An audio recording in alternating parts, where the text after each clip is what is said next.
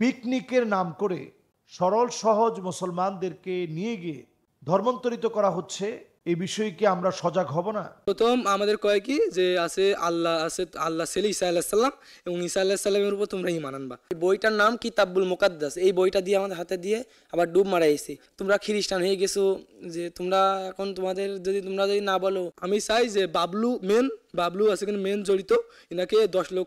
সত্যি এই বিষয়টি আমাদের প্রত্যেকের জানা উচিত, বিশেষ করে পার্বত্য চট্টগ্রাম সহ আমাদের যে বর্ডার কেন্দ্রিক যে এরিয়াগুলো রয়েছে, এই এরিয়ার অনেক লোকদের তাদেরকে দেখা যায় যে বিভিন্নভাবে খ্রিস্টান মিশনারিরা অপতৎপরতার অংশ বিশেষ তাদেরকে দিয়ে তারা তাদের কার্যক্রম হাতিয়ে নিচ্ছে। আমরা রিসেন্ট দেখেছি একটা নিউজ হয়েছে এবং নিউজটা একেবারে খুবই পাকাপোক্ত একটা নিউজ হয়েছে। সেই নিউজে দেখানো হচ্ছে পিকনিকের নাম করে সেই যশোরের জিগরগাছা থেকে নিয়ে পিকনিকের নাম করে তাদেরকে নিয়ে আসা হচ্ছে। কোথায় নিয়ে আসতেছে? গাজীপুরে নিয়ে আসতেছে।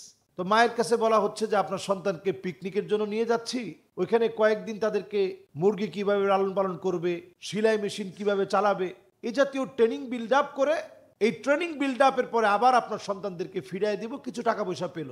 এইরকম নামের এক ব্যক্তি, বাবলুর রহমান নামের এক ব্যক্তি, সে এই অপচেষ্টা চালিয়ে গিয়েছে। এবং শুধুমাত্র এক ব্যক্তি না, বাংলাদেশে অসংখ্য এরকম এজেন্ট রয়েছে যারা টাকার বিনিময়ে এই কাজটা করছে। সরল মনা মুসলমান যারা আছে এরা অনেকেই আসলে ইসলাম সম্পর্কে এতটা ভালো জানে না। তাদের সামনে প্রথমে এনে বলা হয় এটা হচ্ছে কুতুবুল মুকাদ্দাস, অত্যন্ত পুত পবিত্র শ্রেষ্ঠ কিতাব।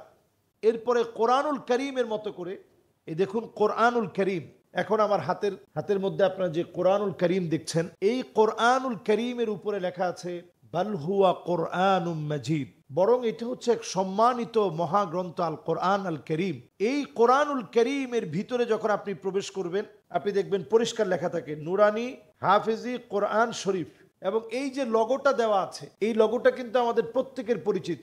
বর্তমান বাইবেল যেগুলো দেখবেন বাজারে আছে, এখানে দেখবেন সুন্দর করে বাইবেল না লিখে কুতুবুল মুকাদ্দাস শরীফ লেখা। তো যারা সরল মনা মুসলমান আছেন তারা এই কোরআনটা দেখার পরে অনেকেই মনে করেন যে খুবই সুন্দর চমৎকার, কোরআনের মতো, এই হয়তো এটাও একটা কোরআন। এবং আপনারা ভিতরে ঢুকলে অবাক হবেন, এই যে এখানে সূরার নামগুলো দেওয়া আছে, এই জায়গার মধ্যে তারা যেটা করেছে, লোগোগুলো সব ঠিক রেখে বাইবেলটাকে তারা সাজিয়েছে প্রথম পারা, দ্বিতীয় পারা, আমরা যেভাবে বলি প্রথম পারা, দ্বিতীয় পারা, তৃতীয় পারা, চতুর্থ পারা, একেবারে শেষ পারাটাকে আমরা বলি সি পারা বা আম পারা। তারা করেছে কি, কত বড় চক্রান্তকারী, এইরকম যুবকদেরকে নিয়ে এবং মেয়েদেরকে নিয়ে, সরল মনাদেরকে নিয়ে গিয়ে তারা তাদের হাতে এইরকম বাইবেল ধরায় দিয়ে, যেটার মধ্যে অনুবাদ লেখা আছে, এরকম একটা বাইবেল ধরিয়ে দিয়ে তারা বলতেছে এটা সিপারা। তো সিপারা বলার পরে অনেকে মনে করে যে হ্যাঁ, আমরা তো ছোটকাল থেকে শুনছি আমপারা সিপারা এটা মুসলমানদের কিতাব। তো এই সিপারা দেওয়ার পরে বলে যে এই সিপারার উপরে তোমার ইমান আছে কিনা। তো স্বাভাবিক একটা মুসলিম ছেলে সে চিন্তা করে, তো সিপারের উপর তো আমাদের ইমান আছে, এটা তো কোরআনের অংশ। এইভাবে করে তাদেরকে ঠকিয়ে নানা সুকৌশলে পিকনিকে নিয়ে গিয়ে তাদেরকে মুসলিম থেকে খ্রিস্টান বানানো হচ্ছে। এরপরে একটা পুকুরের মধ্যে ডুব দেওয়ানো হচ্ছে যে এই যে তুমি ডুব দিয়ে উঠলা, তোমার সমস্ত পাপ সবগুলা সব ধুয়ে মুছে চলে গেল, এখন থেকে তুমি খ্রিস্টান, তুমি এখন থেকে আর এখান থেকে বের হতে পারবা না।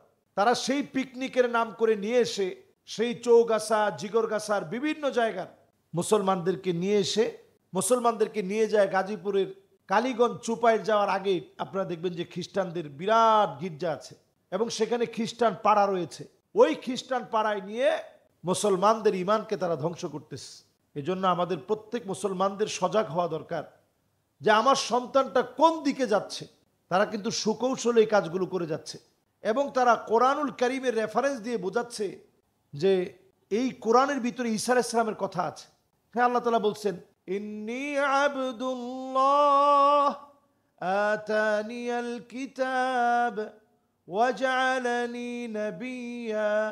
এই আয়াতে কারিমা দিয়ে বোঝাচ্ছে দেখো তোমাদের কোরআনের ভিতরে ঈসা আলাইহিস সালাতু ওয়াস সালামের কথা আসছে। এই কথাগুলো তারা শুরুতেই পড়ায় তারা বোঝাচ্ছে যে ঈসা আলাইহিস সালাম হচ্ছে রব, ঈসা আলাইহিস সালাম হচ্ছে আল্লাহ। এই জায়গাটাতে আসার পরেই মুসলমানদের খটকা লেগে যাচ্ছে যে ঈসা আলাইহিস সালাম তো আমার রব হতে পারে না, আমার রব হচ্ছে আল্লাহ সুবহানাহু ওয়া তাআলা।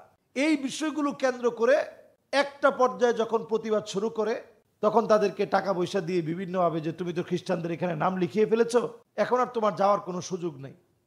এই নানা কৌশলে তারা মুসলমানদের ঈমান হরণ করছে।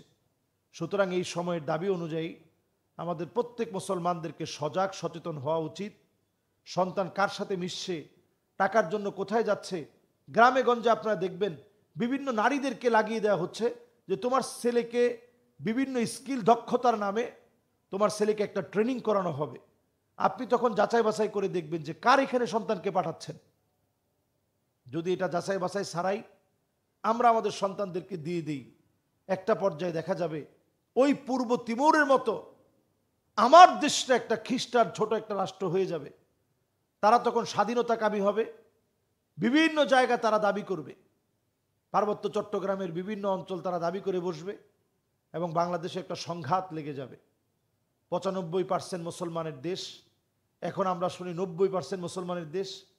সামনে যদি আর শুনতে না চান, এখন থেকে আমাদের প্রত্যেকে সজাগ সচেতন হয়ে এই বিষয়ে আমাদের দায়িত্বশীল হওয়া দরকার। এবং আমি দৃষ্টি আকর্ষণ করছি প্রশাসনের, জেলা প্রশাসকের, এই যে যারা এই দোষী যারা মুসলমানদেরকে নিয়ে গিয়ে জোরপূর্বক ধর্মান্তরিত করেছে, এই সুযোগ কিন্তু তাদেরকে দেওয়া হয়নি। অনতি বিলম্বে যারা যেই চক্র এই কাজগুলো করছে তাদের ব্যাপারে সজাগ দৃষ্টি দিয়ে শাস্তির আওতায় তাদেরকে আনতে হবে ইনশাআল্লাহ। আল্লাহ রাব্বুল আলামিন আমাদেরকে বোঝার তৌফিক দান করুক। আসসালামু আলাইকুম ওয়া রাহমাতুল্লাহি ওয়া বারাকাতুহু।